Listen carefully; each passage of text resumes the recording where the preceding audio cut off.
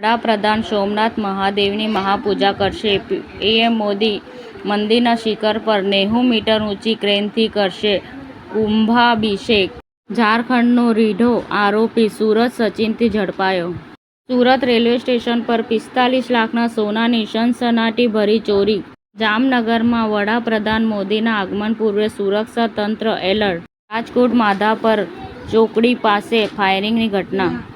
અમરેલીના બાબરામાં શુરાપુરાની ખાંભી ઉખેડવાની શંકામાં સાસરીઓએ જમાઈની હત્યા કરી.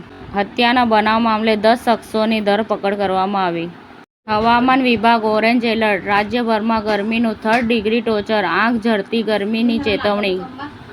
સુરતના વૃદ્ધને 25 દિવસ ડિજિટલ એરેસ્ટ કરી 1.47 કરોડ પડાવ્યા.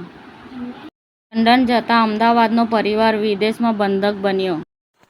સમાચાર ટુડે ન્યૂઝ ચેનલની ટીમ અને જે સત્ય છે તે જ બતાવશે. આપ જોતા રહો સમાચાર ટુડે ન્યૂઝ ચેનલ. ગુજરાતની ધરતીનું ગુજરાતીઓ માટે જ, એટલે કે સમાચાર ટુડે ન્યૂઝ.